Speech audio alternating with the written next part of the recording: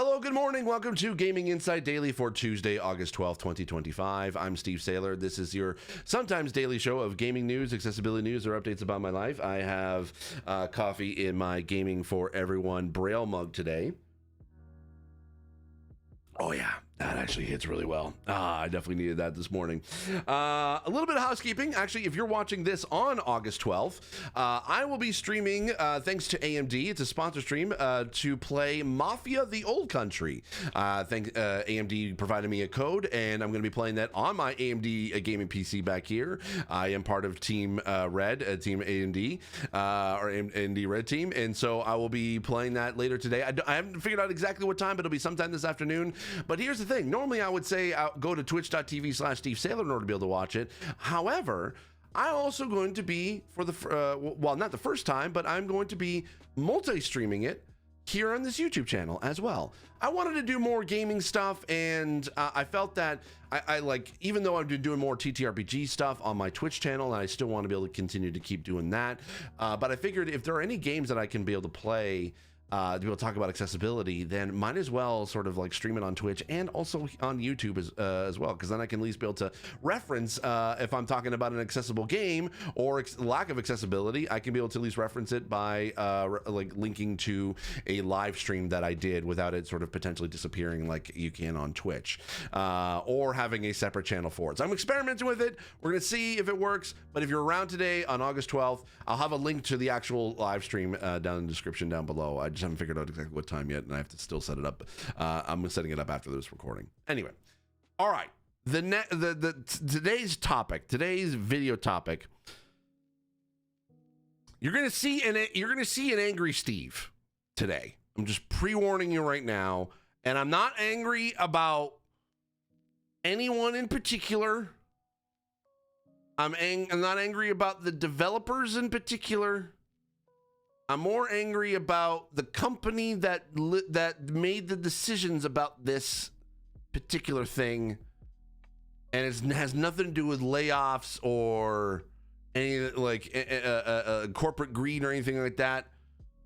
For once, but it is something that I am legitimately more than just I'm not mad, I'm disappointed, and I don't like to be angry Steve. Because anger, when it comes to being upset about accessibility, gets really anybody, like, it doesn't get anybody anywhere. Because when you are just angry, the only person you're hurting is yourself. Because whenever I'm in that I'm not mad, I'm disappointed, I can generally be able to at least give constructive feedback to a studio on here's how to be able to improve on the accessibility. In this particular case, I am insulted by the decisions that were made, and literally the only way to be able to fix it from a constructive feedback is literally to change their entire the entire aspect or the entire sort of gameplay, and you can't do that. I never want to force accessibility on a game, especially when it could potentially change the entire game design element of a game. When it comes to that, because it sort of negates sort of the idea of what that game is supposed to be. But there are two things. Okay, I'm talking about Drag and Drive today. You saw it on the title. I'm talking about Drag and Drive. It's Nintendo's new game for the Switch 2 that is a wheelchair 3-on-3 basketball. I'm sorry, a vehicle 3-on-3 basketball game. Now you may be asking, Steve, why are you calling it a vehicle? It's a wheelchair, right? You would think that it's a wheelchair. It's not to say it's not designed. It's not designed to be a wheelchair. Look at this. Okay, I've got footage here. I have footage here that I'm gonna bring up. Let's just take a look at this. I'm gonna jump ahead. This is gameplay. What does that look like to you? What do these look like to you? On just you know, what's the first thing that comes to mind? A wheelchair, right? It's designed to even look like a sports wheelchair, one that has a lighter frame, has angled wheels, and also you're a little bit lower to the ground than you would a normal wheelchair. if these wheelchairs, hold on, actually, you know what? I will even bring this up here.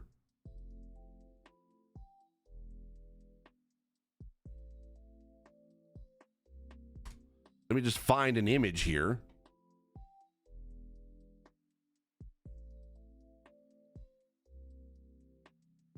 Hold on.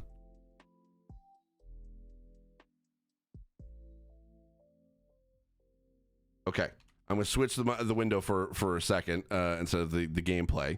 I did not have this up. You can tell that's why I'm looking at this. Okay. Oops.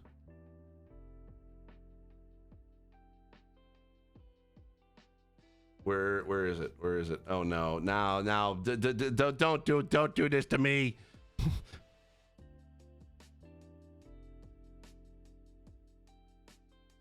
Here we go. Look at that.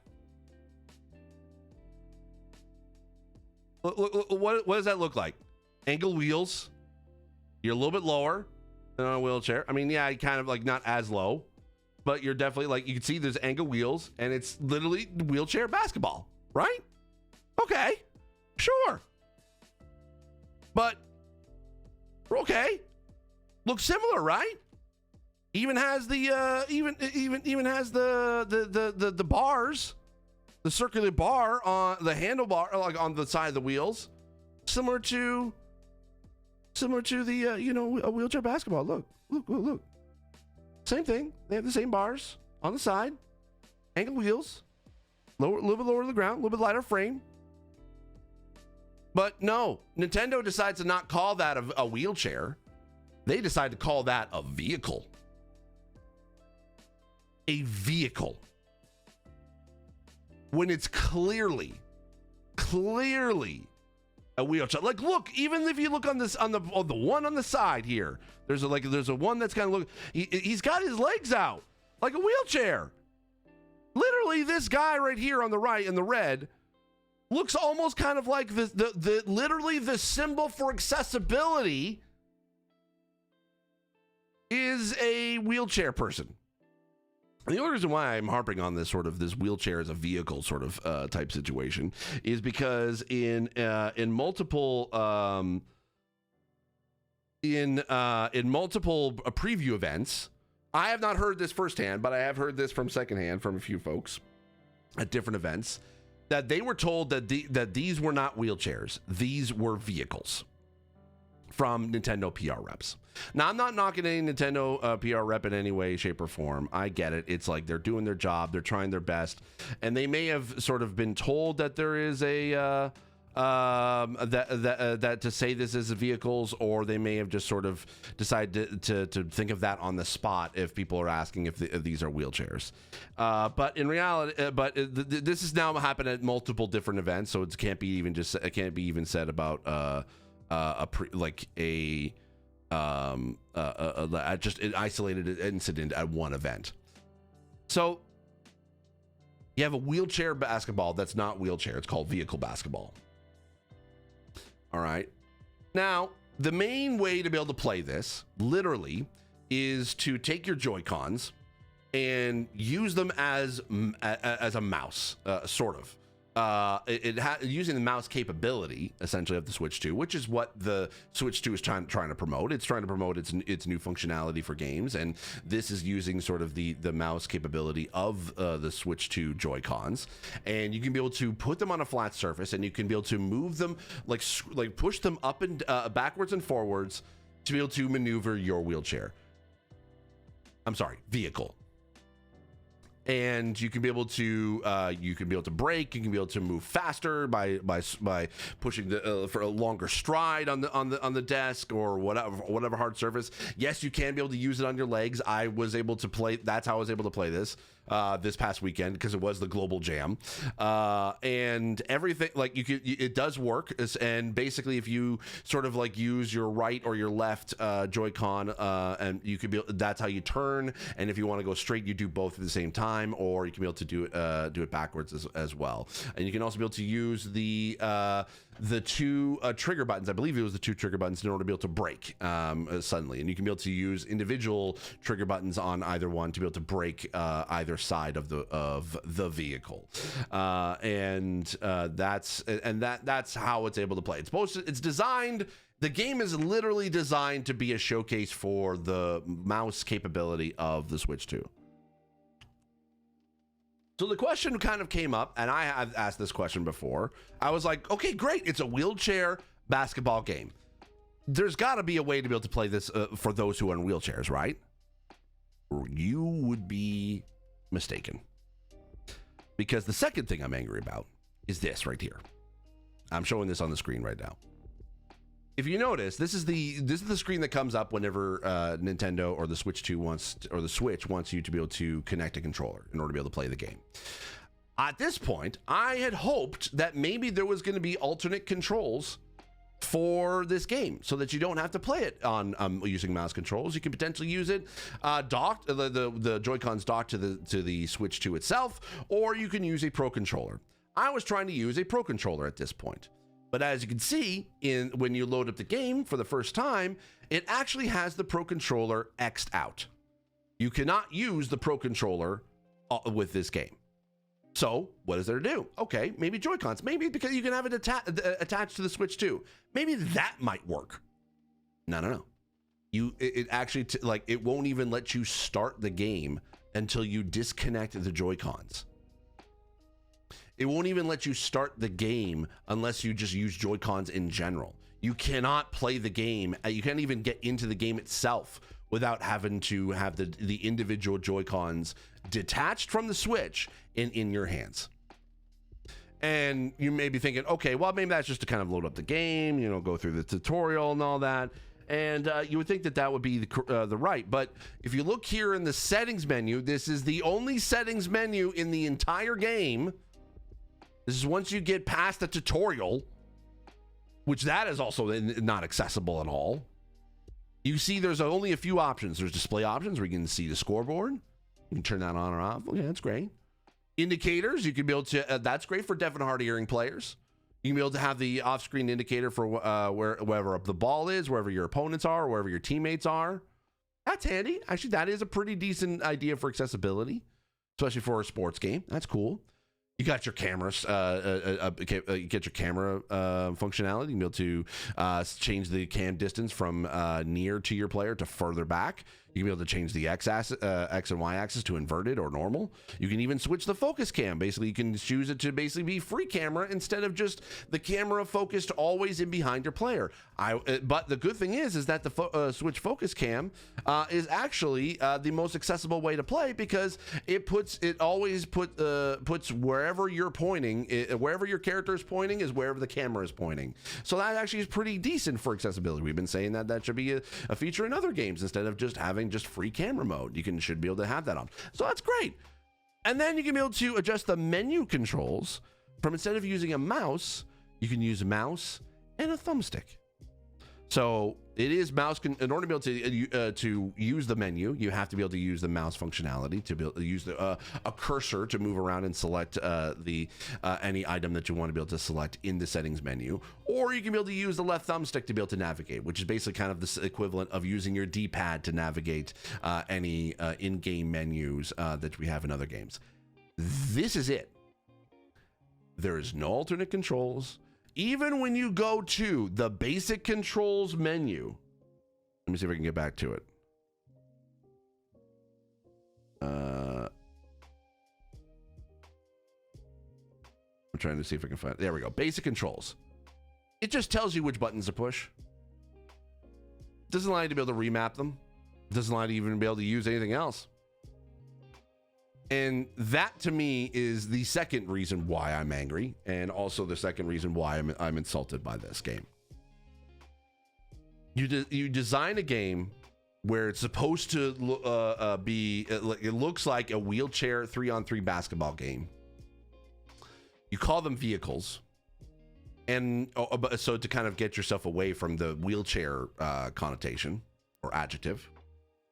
And to top it all off, to add insult to injury, literally, people with wheelchairs who can't use the mouse controls of the Switch 2 can't play this game. Now you may be asking yourself, if you've got this far, I appreciate you. If you've got this far and you're still kind of skeptical about my sort of anger about this, imagine this. Imagine that you were disabled, that you were in a wheelchair and you could barely move you could barely move anything from your neck down. How would you feel if basically there was a game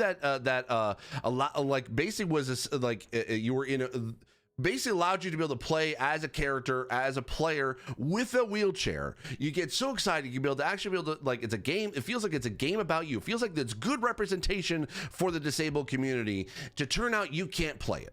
It's the same with basically, and I've had this happen before. We'll even say, I'm sorry to say it, for those who are upset about this, I hate this woman for, not hate this woman.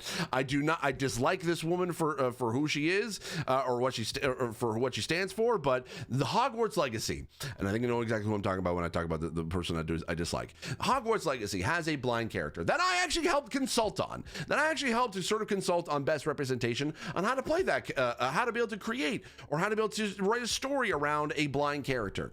And I think that they did an amazing job of representation. Can blind players play it? No, because it doesn't have enough accessibility for it. They have some, but not really anything that's fully accessible to at least the blind players. It's a similar situation. You have a character that you like, and now granted, yes, in and of itself, the game isn't designed around this blind character. It is a NPC that you become friends with. It's part of the main story. If you even choose the Slytherin house, because it is a character in Slytherin, it's kind of so buried deep into the story of the game that if you're not choosing the correct or the specific choices that need to be made, you would never even know that this character would even exist. So that's granted. I'll give you that. You know, it's not part of the main game. It's not designed to be you're focusing on a player, or you're even playing this character who is blind. But when you have a game where it is literally the design of the game, the whole point of the game is wheelchair basketball. You're mimicking the movements of using a wheelchair. And yet, people in wheelchairs can't even have alternate controls in order to be able to play this game. That is insulting.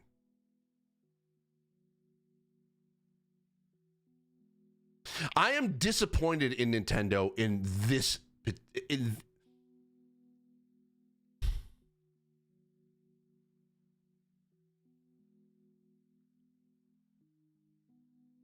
And here's the thing. I'm sure this would have came up in development. You would have to be literally either just dig your head in the sand and not even bother to even think about, like, to have a rational thought. But to go through this entire production of this game, to not even think about, or not even consider, or not even give it any inkling whatsoever as to anything in regards to accessibility or disability. I'm sure that was something that came up, but I can guarantee, you know what, how I know that, or not necessarily how I know, you know how I would, the way I figured it went down, probably people brought it up, being like, hey, we have a wheelchair game, probably maybe people with wheelchairs could be able to play. Should we have maybe an alternate controls? And I can guarantee the higher up said no, because that defeats the purpose of the design of the game. If you were going to have that as the core principle of the game itself,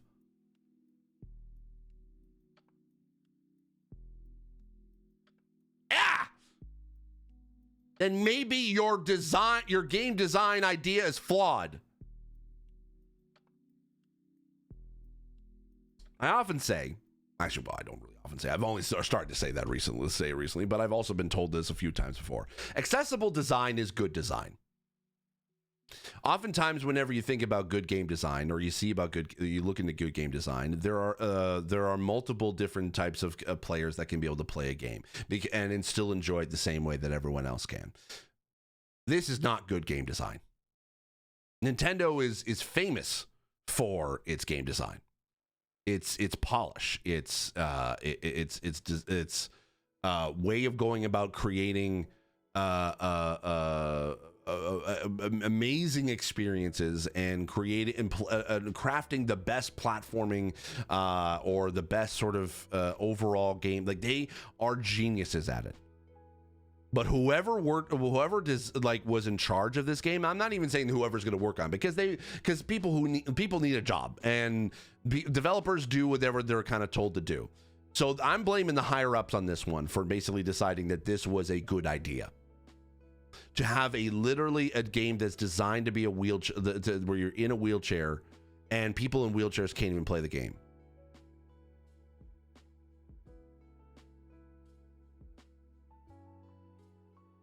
I'm very disappointed in Nintendo on this one, because it's insulting. It's insulting to people with disabilities. It also kind of keeps sort of the trope of Asian developers don't really want to be able to don't really want to care about accessibility because they want to hide it. That also kind of gives me a reason as to why I think that they wanted to say vehicles and not wheelchairs, because that is just not part of their culture. And I know that I know that people are going to probably, even in the comments before it even got to this point, we'll say that in the comments, that it's just that's the way how Asian culture is. And I understand. And here's the thing. I get that, and I know that, but that mentality has been slowly changing in the Asian community, at least in the Asian development community. Because you take a look at Capcom with Monster Hunter Wilds, literally the biggest game this year, actually has an accessibility menu. Not a lot of Asian studios actually have that. It's not really fully accessible, but that's kind of more from older game design that they're trying to be able to keep going. That's legacy game design that just kind of makes it super complicated in order to be able to play Monster Hunter Wilds. However, there is an effort there to be able to be for accessibility. This is just a blatant misrepresentation of people with disabilities. This is the equivalent of basically saying that all disabled people need wheelchairs. Nah, I'm sorry, I take that back. I'm thinking about all the other times I've basically been in an airport and literally I say I'm disabled. I need accessibility assistance to get to the gate, and as soon as anyone I say accessibility, they think I need a wheelchair. I'm sorry. I wish I could be able to look further into this game and see what else potentially there. I mean, again, there is some things in the settings I think actually are pretty neat, to be again, like I said, the off-screen indicators, to be able to have a change from a fixed camera to a free roam camera. I think that's great. I think that's a great. Those actually are pretty decent accessibility settings. Again, and it's not even designed to be for disability. It's just good game design. It's just a good game design option. But. And this kind of goes to show again that Nintendo they do really well with incidental accessibility, but they fail when it comes to actual accessibility for disabled players. And this now just sets that idea back. We had hoped that maybe Nintendo would listen to how the industry is talking about accessibility. We had hoped that maybe that could have an influence in that company. But it doesn't look like that's the case. This literally will is taking 2 steps back. Again, this is insulting, and I'm sorry to say. And I know I literally just went on a rant for literally about 20 minutes here, but I just wanted to be able to just get this off my chest. I tried out again. The reason why I got to be able to play this was because the Global Jam, the demo thing that was this past weekend. Same with Battlefield 6, and I will not play this game. If this is the way the game is, I will not play this game. I will not buy it. I will not support it. And I'm not saying that you need to either. If you want to be able to play this and play this for yourself. And if you enjoy it, by all means, I am not going to yuck anyone's yum. If you want to be able to play this and enjoy it, I am not going to be mad at you. I'm not going to just look down on you. I'm not going to be disappointed in you for playing this. It's fun. You think this is fun?